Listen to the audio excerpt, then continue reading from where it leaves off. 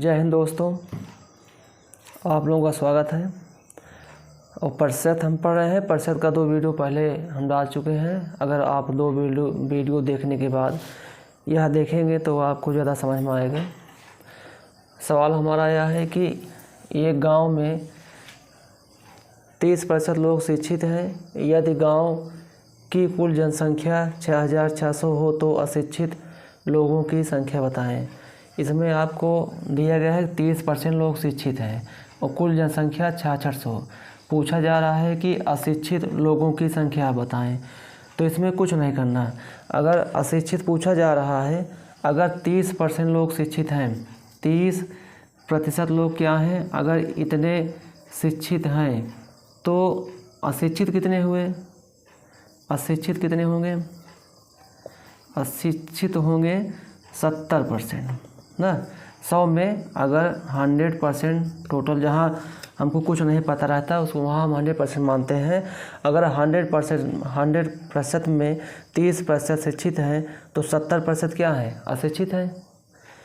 तो अब टोटल संख्या कितनी है? देखिए 6600। तो यह कुल जनसंख्या है, यही 100% के बराबर होगी। उनके हिसाब से 6600, लेकिन हमारे हिसाब से यह 100% है ना। उनका और हमारा बराबर हो गया। अब देखिए, अगर हम 30% निकालेंगे तो शिक्षित आ जाएगा, 70% निकालेंगे तो अशिक्षित आ जाएगा। अशिक्षित पूछा गया है तो हम यहाँ पर 70% जो है निकालेंगे। तो जब 100% बराबर इतना तो 70% बराबर कितना, यही चीज़ आपको निकालना है। अब देखिए, यहाँ से आप 2 जीरो काट दीजिए। इसके बाद 66 का 70 का गुणा हो जाएगा। अब 66 का 70 का गुणा करेंगे तो ये आपका 0 आ गया। आपका आ जाएगा 4620। यही आपका आंसर होगा। तो कितने अशिक्षित लोगों की संख्या कितनी है? 4620। अगर 30% लोग शिक्षित हैं तो 100 में 30 घटा दीजिए, 70% अशिक्षित हैं। यहाँ पर 6600 दिया गया है। इसका मतलब है कि 6600 यही कुल है। इनका कुल, उनके सवाल के हिसाब 6600, लेकिन हमारे हिसाब से कुल कितना है? 100%। जब 100% बराबर इतना तो 70% कितना, ये निकालिए। यही आपका आंसर है। चलते हैं। एक गांव की वर्तमान जनसंख्या 67,600 है। यह 4% वार्षिक की दर से बढ़ रही है। गांव की जनसंख्या 2 वर्ष पूर्व कितनी थी? तो वर्तमान जनसंख्या दी गई है, वार्षिक वृद्धि बताई गई है, 2 वर्ष पूर्व का आपको पहला पूछा गया है। तो देखिए, अगर कभी भी कोई चीज़ बढ़ रही है ना, जैसे देखिए 4% ना, 4% की दर से यह बढ़ रही है।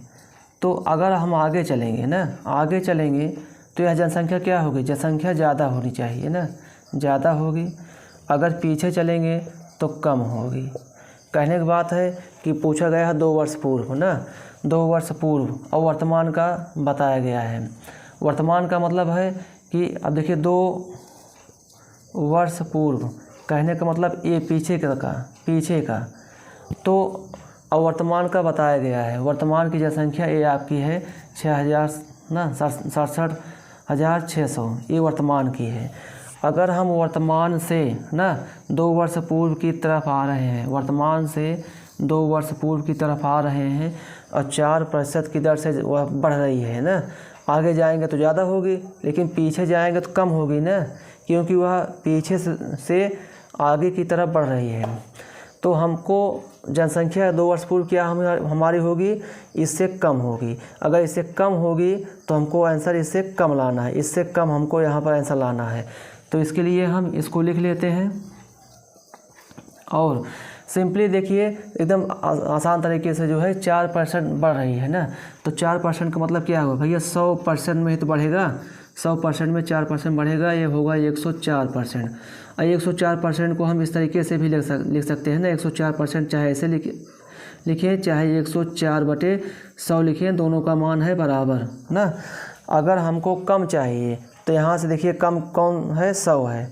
यहाँ से 100 ऊपर लिख लेंगे और 104 नीचे लिखेंगे ना।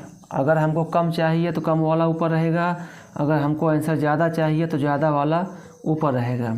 और जितने वर्ष की बात होगी, जैसे 2 वर्ष पूर्व 2 वर्ष की बात हुई ना, 2 वर्ष की बात हुई तो हम 2 बार गुणा कराएंगे इसी संख्या का हम 2 बार गुणा करा लेंगे। अगर 3 वर्ष की बात होती तो 3 बार इसको गुणा करा लेते हैं ना, 4 वर्ष की बात होती तो 4 बार गुणा करा लेते। अब देखिए, अब हमको इसी को आसान कर लेना है, यही से हमको आंसर मिल जाएगा। तो हम इसको देखिए 4 से काट लें, ये आपका 25 हो जाएगा, ये जो 26 आ जाएगा, ये 25 हो जाएगा, ये 26। अब देखिए 26 ना और 26 गुणा कराएंगे तो इतना ही आता है, एक बार काटेंगे तो 26 आएगा, फिर 26 से 26 कट जाएगा और 25 का गुणा कितना होता है, 625 होता है। 2 जीरो यहाँ बचा हुआ है, इसको लिख लेंगे, यही हमारा आंसर आएगा। देखिए जनसंख्या कम आई कि नहीं आई ना, जनसंख्या वर्तमान से कम आई। तो इस टाइप के सवाल आपको जो है समझना है तो कुछ नहीं करना है, सिर्फ इतनी बातों पर ध्यान रखना है। मूल बात यही है कि अगर वह 4% की दर से बढ़ रही है तो वर्तमान अगर आगे जाएंगे ना तो ज़्यादा होगी, पीछे जाएंगे तो कम होगी। और वर्तमान का दिया गया है और पीछे का पूछा गया है, तो इससे हमको कम चाहिए तो कम वाला हम ऊपर रखेंगे, और अगर 2 वर्ष की बात हुई है तो 2 बार इसी का गुणा करा के हल कर लेंगे। ठीक। किसी गांव की जनसंख्या 5% घट जाती है, यदि वह जनसंख्या 3000 अधिक होती तो जनसंख्या में 10% की वृद्धि हो जाती। गांव की मूल जनसंख्या ज्ञात करें। आपको यहाँ दिया जा रहा है कि 5% जनसंख्या घट जाती है, यहाँ दिया जा रहा है कि 10% जो है वो वृद्धि हो जाती है ना, और 3000 क्या है, अधिक। अगर अधिक या कम दिया जाए तो अंतर है, अधिक कम दिया जाए तो अंतर है। अगर सवाल में अंतर दिया गया है 3000 अधिक ना, सवाल में क्या है, अंतर है।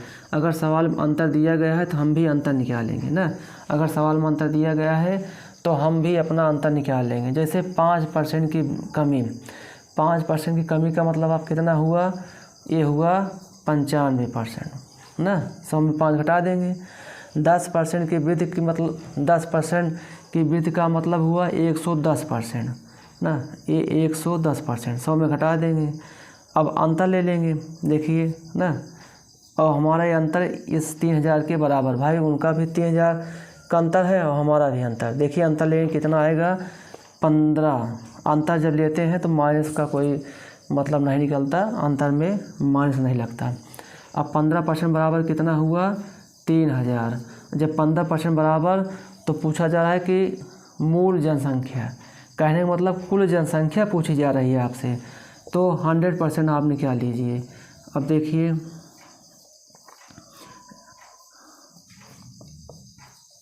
अब यहाँ से काट देंगे, 2 आएगा, 200 और 100 का गुणा कितना आ जाएगा, ये आपका आंसर आ जाएगा। 20,000 आपका टोटल आंसर आ जाएगा।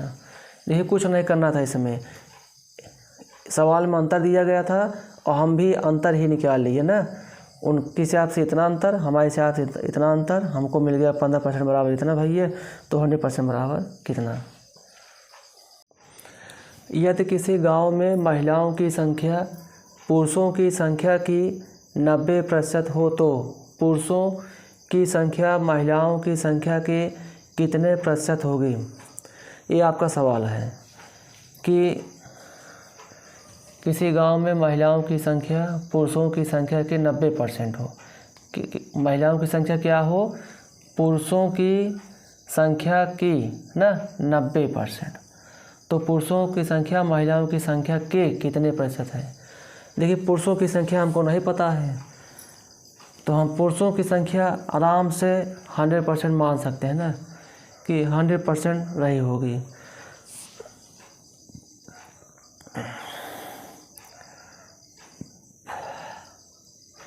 हम मान लीजिए कि पुरुष ना, पुरुष इनकी संख्या कितनी 100%, ये हम 100 मान लें ना, 100 मान लें, सबसे अच्छा है 100 मान लें हम। पुरुषों की संख्या 100, अब देखिए महिलाओं की संख्या क्या है, पुरुषों की संख्या की 90%। अगर हम पुरुषों की संख्या का 90% निकालेंगे तो 90 ही आएगा ना। कितना आएगा, 90 ही आएगा। देख लेते हैं पुरुषों की संख्या, देख लीजिएगा हम 100 माने, अब इसको अगर हम 90% निकालते हैं तो हमारा 90 ही आएगा। तो ये आपका पुरुषों की संख्या 100 हमने माना हुआ है और इसी का 90% या महिलाओं की संख्या 90 आ गई। अब पूछा जाता है कि पुरुषों की संख्या महिलाओं की संख्या के ना, पुरुषों की संख्या महिलाओं की संख्या के कितने प्रतिशत हैं। देखिए पुरुषों की संख्या का प्रतिशत पूछा जा रहा है। देखिए पुरुषों की संख्या ना महिलाओं की संख्या के कितने प्रतिशत, इसमें पुरुषों का प्रतिशत पूछा जा रहा है। जिसका प्रतिशत पूछा जाता है उसे हम ऊपर लिखते हैं। इसका प्रतिशत पूछा जा रहा है, इसे हम लिखेंगे ऊपर। और नीचे किससे पूछा जा रहा है, देखिए महिलाओं की संख्या के, महिलाओं की संख्या के जिससे प्रतिशत पूछा जाता है, जो आधार बनता है उसे हम लिखते हैं नीचे। ये आपका 90 हो गया। अब परसेंटेज निकालना है, प्रतिशत निकालना है तो हमेशा 100 से गुणा कराएंगे। इसी को हल कर लेंगे, ऐसा मिल जाएगा ना। अब देखिए अगर 0 से 0 काट दिए, अब बचा कितना है, ये बचा आपका 1000 और बचा ये 9। अगर भाग कराएंगे तो इतना सही 1/9% यही हमारा आंसर आएगा। तो देख लीजिए, भाग करा के देखेंगे तो आराम से आएगा। पहले पिछले वाले वीडियो में यह तरीके हम बता रखे हैं कि कैसे ये आता है। और यही चीज़ दशमलव में भी आ जाएगी। और इतना % लिखा जाए तो दोनों का मान सेम है, दोनों आंसर अपने आप में ठीक है। तो देखिए इसमें कुछ नहीं करना था ना भाई, 90% और पुरुषों की संख्या नहीं पता। पुरुषों की संख्या मान लीजिए 100 का ना, पुरुषों की संख्या का 90% महिला, तो बस 100 का 90% देख लीजिए 90 ही आ गया। अब क्या करना था, पूछा गया कि पुरुषों का परसेंटेज बताइए। जिसका परसेंटेज पूछा जाता है उसे ऊपर लिखेंगे और जिससे पूछा जाता है उसको नीचे लिखेंगे। महिलाओं से पूछा गया, महिला नीचे, और परसेंटेज निकालना है तो गुणे 100। बस इसी को हल कर लेंगे, आंसर आ जाएगा। एक शहर की जनसंख्या कितनी है, 20,000 है। थोड़ा 2 बार लिख दिए हैं ना, तो एक ही बार रहेगा। तो एक शहर की जनसंख्या 20,000 है, तो पहले वर्ष में 20% की वृद्धि होती है तथा दूसरे वर्ष में 30% की वृद्धि होती है। तो 2 वर्ष बाद शहर की जनसंख्या, तो देखिए एक आप ऐसे सिंपल ऐसे रेखा खींच लीजिए और आप देखिए कि अगर वृद्धि हो रही है ना, और 2 वर्ष बाद ना, बाद का पूछा जा रहा है, और अगर वृद्धि हो रही है, अगर कोई चीज़ मतलब देखिए अगर बढ़ रही है, मान लीजिए 20% की दर से बढ़ रही है, यह आपका पहला साल है, यह आपका दूसरा साल है।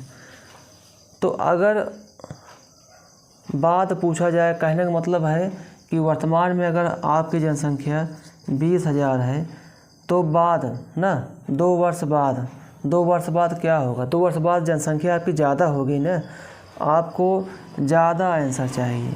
यहाँ पर आंसर क्या चाहिए, वर्तमान से ज़्यादा चाहिए। अब ज़्यादा चाहिए तो बस यही काम करना है कि ज़्यादा चाहिए तो ज़्यादा वाला ऊपर लिखना पड़ेगा ना, बस। और अगर 2 वर्ष की बात हुई है तो 2 बार को गुणा कराना पड़ेगा। अब हम सवाल एकदम सिंपल तरीके से लगाएंगे। देखिए 20,000 लिखा है, 20,000 हम अपना लिख लेते हैं। अब हम अगर है देखिए पहले वर्ष कितना 20% की वृद्धि, कहने का मतलब कि पहले वर्ष अगर 20% की वृद्धि हो रही है तो इसका मतलब हुआ 120% ना। अब 120% को हम इस तरीके से भी तो लिख सकते हैं, दोनों मान एक है। अब देखिए अगर हमको 20% की वृद्धि हो रही है तो वर्तमान से पहले वर्ष की जनसंख्या क्या होगी, ज़्यादा होगी तो ज़्यादा वाला ऊपर लिखेंगे ना। 120 यही है ज़्यादा, ऊपर लिख दिए, 100 नीचे। अब देखते हैं दूसरे वर्ष कह रहे हैं 30% की वृद्धि, तो 30% मतलब वही 100 में 30 जुड़ जाएगा, 130%। तो 130/100। तो इसका मतलब देखिए क्या हुआ, अब अगर वृद्धि हो रही है तो पहले वर्ष जो जितनी जनसंख्या बढ़ी है उससे ज़्यादा दूसरे वर्ष भी बढ़ जाएगी ना, तो ज़्यादा वाला ऊपर लिखेंगे। 130/100 100। 2 बार क्यों लिखे ना, 2 वर्ष की बात हुई थी, 2 वर्ष की बात हुई थी, इसलिए 2 बार लिखा गया। अगर आंसर कम लाना होगा तो यहाँ कम लिखेंगे, आंसर ज़्यादा लाना है तो ज़्यादा ऊपर लिखा जाएगा। और यहाँ से आप समझ सकते हैं कि कहाँ हमको कम चाहिए, कहाँ ज़्यादा चाहिए। खाली एक रेखा खींच के आप जो है इस तरीके से समझ सकते हैं। बाकी व्यवहारिक है, व्यवहार में भी आप समझ सकते हैं। तो देखिए यहाँ से 2 जीरो काट देंगे, 2 जीरो काट देंगे, बाकी आप कुछ नहीं कर पाएंगे। संख्याओं का आपको गुणा कराना पड़ेगा, 2 का, 120 का, 130 का, ये सब आप गुणा करा लेंगे ना, तो आपका 0 0 और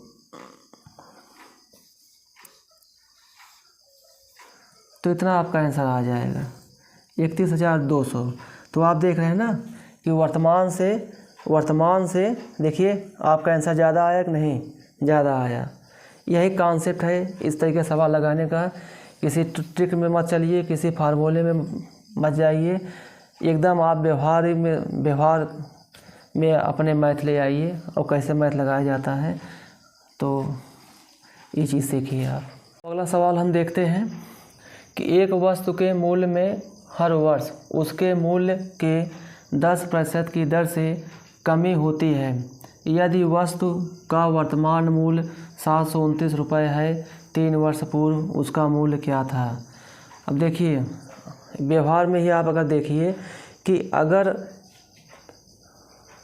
कमी हो रही है ना और वर्तमान में 729 है तो 3 वर्ष पूर्व उसका मूल्य ज़्यादा रहा होगा ना। देखिए एक अगर ऐसे तक समझ पाए तो आप एक रेखा सिंपली ऐसे रेखा खींच लीजिए बस। यहाँ आप दर्शाइए जो है कि यहाँ जो भी दिया रहे, देखिए 10% की देखिए कमी है ना, तो देखिए 10% की कमी। अब वर्तमान ना, आगे वर्तमान हमेशा लिखिए, यहाँ लिखिए वर्तमान, आगे हमेशा वर्तमान होता है, अब पीछे हमेशा पूर्व होता है। अब यहाँ चलना है 3 वर्ष पूर्व, 3 वर्ष पूर्व, 3 वर्ष पूर्व। अब आप ऐसे ही दिमाग लगाइए। वर्तमान मूल्य कितना दिया गया है, 729 आपका वर्तमान मूल्य है। अगर हम 10% की कमी हो रही है, ये जो मूल्य 729 है यह 10% की कमी के बाद है। इसका मतलब कि इधर मूल्य क्या रहा होगा, इधर मूल्य रहा होगा आपका ज़्यादा, इधर मूल्य क्या रहा हुआ आपका ज़्यादा, इधर ज़्यादा था तभी 10% की कमी के बाद यह इतना बचा ना। तो हमको क्या लाना है आंसर में, वर्तमान से ज़्यादा लाना है, तो 729 लिखेंगे। अब देखिए 10% की कमी, तो 10% की कमी का मतलब क्या है, 90% ना, और 90% को हम ऐसे भी तो लिख सकते हैं 90/100।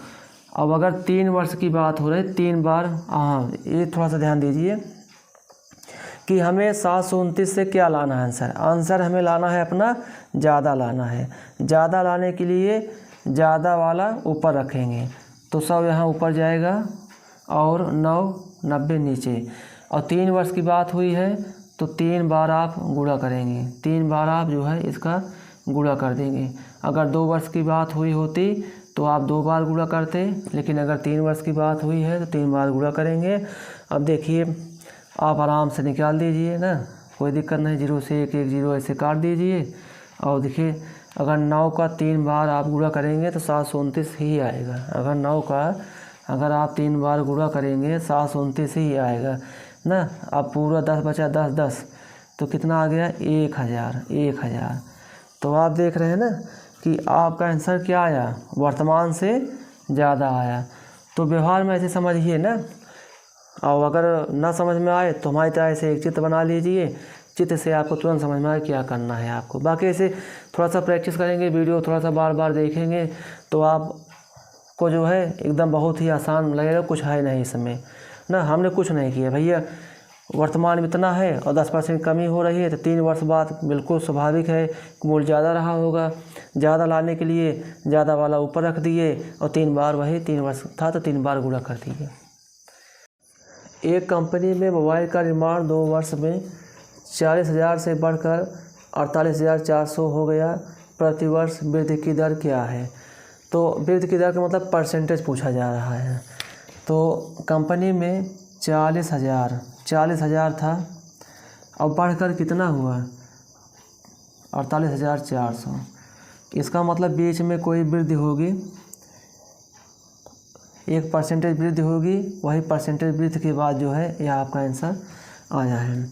तो जैसे हम पहले पिछला सवाल लगाते थे कि x% की वृद्धि ना, तो 100 में हम x जोड़ते थे x%। तो अब इसको हम इस तरीके से लिख सकते हैं कि 100 + x/100 यही परसेंटेज है। जैसे अगर 105% होता तो हम 105 को 105/100 लिख सकते हैं, उसी तरीके से हम इसको भी लिख सकते हैं। तो हम यहाँ पर लिखे गुणा करा के जो है ज़्यादा, देखिए आंसर ज़्यादा आया है, ज़्यादा अगर आंसर आया है तो ज़्यादा वाला ऊपर लिखेंगे 100 + x/, ये आपका 100। और देखिए ज़्यादा अगर आया है तो ज़्यादा वाला हम लिखे ऊपर, और 2 वर्ष की बात हुई है तो 2 लगा दिए, इधर बराबर लगा दिए। अब करेंगे 75, ये जाएगा इधर, तो 100 + x ना, और इधर 100 स्क्वायर हो गया। देखिए 75 अगर करते हैं, अगर 75 में यह गुणे में है तो उधर जाएगा तो नीचे भाग हो जाएगा, यह हो जाएगा भाग में। ये डबल 0 ये कट गया, 2 से काटेंगे तो 121, इधर काटेंगे तो 4 से काटेंगे, 4 से काटेंगे 221, और इधर काटेंगे तो 100। अब हम देखिए अब ये आ गया आपका 100 + x/100 स्क्वायर, और यहाँ भी देखिए 11/10 का स्क्वायर, 121 11 का स्क्वायर, 100 10 का स्क्वायर। हम इसको 121/100 को इस रूप में लिख सकते हैं, मान में कोई परिवर्तन नहीं, बात एक ही है। अब यहाँ से सिर्फ हमको इसका स्क्वायर काटना था। अब देखिए बचा इधर इतना बचा, इधर तिरछा गुणा करेंगे, तिरछा इसमें गुणा करेंगे, 10 से 100 में गुणा करेंगे तो आएगा कितना 1000 आपका आ गया। और फिर 10 में x से गुणा करेंगे तो +10 x आएगा, तिरछा गुणा कर रहे हैं ना, तिरछा गुणा कर रहे हैं। 100 से 11 में गुणा करेंगे तो आपका आ जाएगा 1100। या जो भी हम प्राप्त किए हैं या तिरछा गुणा करके प्राप्त किए हैं। अब देखिए इधर ले जाएंगे तो घट जाएगा ना, इधर ले जाएंगे घटेगा, कितना आएगा आपका 100, इधर कितना है 10x, तो x बराबर कितना आया, भाग जाएगा ना 10, तो यही है आपका 10%, यही हम x माने थे। तो कितना आएगा आपका आंसर, इसमें आएगा 10%। 10% जो है लगा देने से आ जाएगा बहुत। और एक तरीका और भी है, सिंपल तरीका है, तो वो भी देख लेते हैं। इसमें कुछ भी नहीं किए कि भाई वो ज़्यादा 2 वर्ष ना, 2 वर्ष में उनका ज़्यादा हो रहा था, कितना ज़्यादा हो रहा था हमें पता नहीं था, x% ज़्यादा हो रहा था। तो हम क्या किए, जैसे पहले जोड़ते थे उसे 100 में x जोड़ लिए, 100 में x%, और 100 + x/100, और ज़्यादा अगर आया है तो ज़्यादा वाला ऊपर रख दिए हैं, बाकी इसी को हल किए हैं ना। इसी को यहाँ 75 यहाँ ले गए, भाग में गया, काट पीट किए, 121 का 11 और 100 का 10, ये स्क्वायर लगाए, बराबर रहता है तो घात कट जाती हैं। इसके बाद तिरछा गुणा किए, तिरछा गुणा करके x का मान निकाल लिए, यही था। और एक तरीका और भी है जो है थोड़ा सा सिंपल तरीका है, वो भी देख लीजिए। अगर ये ना समझ में थोड़ा सा आपको लगता हो ज़्यादा है तो भी थोड़ा सा वो समझिए। देखिए ये अगर 40,000 ना से बढ़कर कितना हुआ आपका इतना, देखिए वृद्धि कितनी हुई, इसमें वृद्धि हुई है आपकी 8,400, तो 8,400 की वृद्धि हुई, ये लिख लीजिए। इसी का हमको परसेंटेज चाहिए। अब कितने से चाहिए, इतने से चाहिए ना, 40,000 से, और परसेंटेज निकालना है तो 100 से। अब देखिए आप यहाँ से 2 0 ये काट दीजिए ना, यहाँ से ये काट दीजिए, 4 से आया कितना 21, यहाँ से आपका आएगा 21%। लेकिन 21% में 2 वर्ष की बात हुई है, और चक्रवृद्धि ब्याज वाली बात होती है। पहले वर्ष देखिए, पहला वर्ष और दूसरा वर्ष, तो देखिए पहले वर्ष में जो है जो बढ़ा होगा ना, वह दूसरे वर्ष क्या रहा होगा, मूलधन बन गया होगा ना। तो 21 वर्ष को देखिए पहले 10% की दर लगी ना, फिर 10% दूसरे साल भी लगेगा, और पहले साल का जो 10% की वृद्धि हुई है उस पर भी 10% ना, जो पहले साल में 10% की वृद्धि हुई है उस पर भी 10% लगे की वृद्धि होगी ना। 10% की जो वृद्धि हुई है पहले साल पर उस पर भी 10% की वृद्धि होगी। तो देखिए आपका कितना आएगा, आएगा 1% ना। तो यहाँ पर 10 तो होगा ही और प्लस 1% और होगा। 1% क्या है, पहले साल के 10% पर वृद्धि। तो अब आप यहाँ समझ सकते हैं तो टोटल 21 आएगा, लेकिन प्रतिवर्ष कितना लग रहा है, प्रतिवर्ष कितना लग रहा है, 10 लग रहा है। प्रतिवर्ष कितना लग रहा है, 10 लग रहा है। तो यहाँ आपका फाइनल आंसर कितना आएगा, 10 वर्ष। इस तरीके से भी सवाल बड़ी आसानी से लगा सकते हैं। अब हम चलते हैं अगले सवाल पर। थोड़ा टाइप भी चेंज हो रही है, थोड़ा ध्यान से समझेंगे। सुमन अपने वेतन का 40% भोजन पर, 20% मकान किराए पर, 10% मनोरंजन पर तथा 10% परिवहन पर खर्च करती है। यदि माह के अंत में उसकी बचत 1500 रुपये है तो उसका मासिक वेतन आपको बताना है, मासिक वेतन बताना है। अब देखिए वो उसका वेतन तो हमें पता नहीं, लेकिन हम यहाँ मान चलते हैं कि वो उसका वेतन कितना था, होगा 100% होगा। कितना वेतन होगा, 100% उसका वेतन होगा। और बचत देखिए 1500 रुपये। तो एक चीज़ आप थोड़ा सा ध्यान दीजिए कि अगर हम वेतन, देखिए इसे व्यवहार में देख लीजिए, अगर हम वेतन ना, वेतन है और अगर वेतन में हम खर्च घटा दें तो क्या आता है, आप बचत आती है। वेतन में अगर हम खर्च घटा दें तो हमें क्या प्राप्त होता है, बचत प्राप्त होता है। तो वेतन इनका हमको पता नहीं, हम मान लेते हैं कि चलिए इनका वेतन कितना, 100% हमारी तरफ से। और खर्च अगर घटाएंगे, आप खर्च देखिए कई जहाँ खर्च हो रहा है, जैसे भोजन पर 40%, मकान पर 20%, फिर किराए पर 10%, फिर परिवहन पर 10% ना।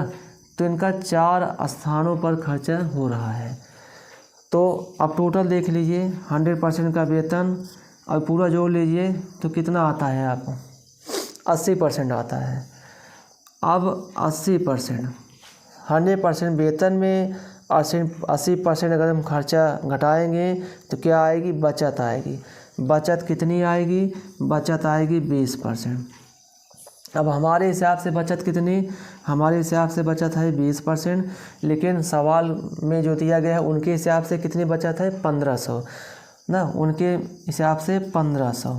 अब जब 20% बराबर 1500 तो मासिक वेतन आराम से निकाल सकते हैं। 100% निकालना है तो 100% बराबर आराम से निकाल लीजिए, कोई दिक्कत नहीं है। अब देखिए इसको काट पीट करेंगे। अब 0 से इसको 0 काट दीजिए, अगर 2 से इसको काटेंगे तो कितना आएगा, 75 आ जाएगा।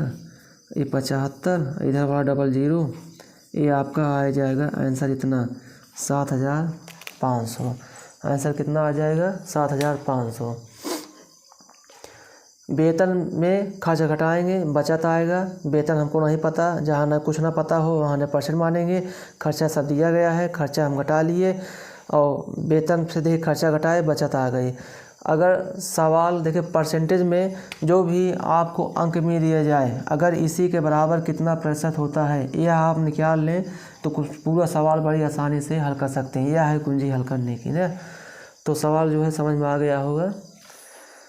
तो हम चलते हैं अगले सवाल पर। राधा अपनी कुल आय का 20% मकान के किराए पर तथा शेष का 70% घरेलू वस्तुओं पर खर्च करती है। यदि वह 3600 रुपये की बचत करती है तो कुल आय कितनी है, ये आपका सवाल है। इसके पहले जो सवाल लगाए थे वह थोड़ा सा इससे भिन्न था। उसमें अगर आप ध्यान देंगे तो शेष का नहीं आता, शेष का उस सवाल में नहीं आता, लेकिन इसमें आता है शेष का। तो जहाँ शेष का नहीं आएगा वहाँ आप टोटल खर्चा जोड़ के जो है वेतन में घटा सकते हैं, लेकिन जहाँ शेष का आएगा वहाँ सवाल आपको दूसरे तरीके से लगाना है। उस सवाल को उसी तरीके से लगा देना है। इस सवाल को कैसे लगाना है हम बता रहे हैं। सवाल थोड़ा सा ध्यान रखना है, जब एग्जाम में आए सवाल को पढ़ना है। अगर शेष का रहेगा तो अलग है ये, और शेष का नहीं रहेगा तो जैसे पहले लगाए थे वैसे लगा लेंगे। इतना ही ध्यान रखना है।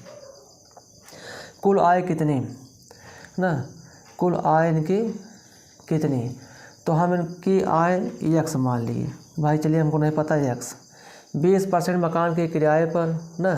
थोड़ा सा पहले ये समझ लीजिए कि अगर हम आय का अगर हम बचत प्रतिशत निकालेंगे ना, आय का अगर हम बचत प्रतिशत निकालेंगे तो क्या आएगा, बचत ही आता है।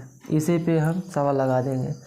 आय का बचत प्रतिशत निकालेंगे तो बचत ही आता है। देखिए आय कितना, आय हुआ x ना, और 20% अगर मकान के किराए पर खर्च कर रहे हैं तो बचेगा कितना यहाँ से, 80% ना, 80%।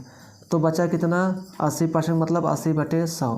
फिर देखिए शेष का 70% ना, शेष का 70% घरेलू। अगर यहाँ शेष का मतलब फिर वही 100, जितना बचा वो पूरा फिर हो गया 100 ना, जितना बचा वो पूरा फिर हो गया, शेष का 100 हो गया। 100 में 70% घटाएंगे तो कितना, 30।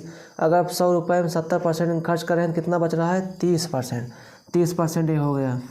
अब आय में इतना बचत परसेंटेज ना, बचाने के बाद इनकी बचत कितनी आती है, 3600 रुपये। आय में ना 20% की खर्चा तो 80% बचेगा। फिर शेष का मतलब है फिर 100 हो जाएगा। 100 से 70% खर्चा करेंगे तो फिर कितना बचेगा, 30। वही है आय का बचत प्रतिशत निकालेंगे तो क्या आएगा, बचत आएगा। अब हम x का मान निकाल सकते हैं। x का मान निकालने के लिए अब हम थोड़ा सा इसको 75 कर देंगे ना, 36 ऐसे भी काट सकते हैं, थोड़ा सा 75 कर देंगे तो आसान हो जाएगा। अब भिन्न जो है, अगर आप भिन्न को दूसरी तरफ ले जाते हैं तो भिन्न आपस में पलट जाते हैं। अब आराम से देखिए काट पीट कर दीजिए, कुछ दिक्कत नहीं ना। देखिए 2 0 से ये 2 0 काट दिए। अब 3 से देखिए काट दीजिए, ये आ गया आपका 12। फिर देखिए 4 से 4 3 12, और 4 से 2 काट दीजिए। 2 से यहाँ 50 काट दीजिए, 3 बचा 50, और यहाँ इधर बचा 100। ये गुणा करा लें कितना आपका आ जाएगा, 15,000। यही आपका आंसर आ जाएगा। तो इनका वेतन कितना हुआ, 15,000। सिर्फ ध्यान यही रखना है शेष का वाली बात। इसके पहले जो लगाए थे उसको उसी स्टाइल में लगाना है, और शेष का आ जाए तो इस स्टाइल में सवाल लगा लेना है। आगे बढ़ते हैं अगले सवाल पर। एक व्यक्ति अपनी आय का 15% खर्च कर देता है। यदि उसका खर्च 75 रुपये हो तो उसकी आय ज्ञात कीजिए। सवाल अगर ध्यान से पढ़ेंगे तो जैसा हम बताए थे कि सवाल परसेंटेज लगाने के लिए जो भी संख्या दी जाए उसी संख्या को परसेंटेज के बराबर अगर पता कर लें आप तो सवाल आसान हो जाता है। जैसे सवाल की दिया गया 75 रुपये खर्च करता है, वही सवाल में दिया गया 15% खर्च कर देता है। अब आप कहें कि चाहे वह 15% खर्च करता है, चाहे आप कहें कि वह 75% खर्च करता है, दोनों बात समान है। तो उसकी आय अगर 15% बराबर इतना हो रहा है तो उसकी आय कितनी, 100% हम निकाल लेंगे ना। तो 75/15 × 100। अब यहाँ से 15 से कट जाएगा 5, तो कितना आ जाएगा, 500। सवाल में कुछ नहीं करना था कि 75 रुपये उनका खर्च दिया गया था और 15% खर्च बताया भी गया है, तो दोनों चीज़ें क्या हैं, एक है, बराबर है, सवाल आ गया। अगर देखिए आप लोग वीडियो जो है ध्यान से देखिएगा, और 2 पार्ट पहले भी परसेंटेज के हैं, ये तीसरा पार्ट है, और आगे अभी कुछ पार्ट और आएंगे। तो ऐसे आराम से पढ़ें, कोई दिक्कत नहीं है। और थोड़ा सा वीडियो 2 बार 3 बार देखेंगे तो आसानी से एकदम समझ में आ जाएगा। अगर हो सकता है कहीं ना समझ में आए तो आप लोग जो है कमेंट में थोड़ा सा बताइएगा, जहाँ समझ में ना आएगा तो हम आप वहाँ जो है स्पष्ट करेंगे। ठीक, धन्यवाद।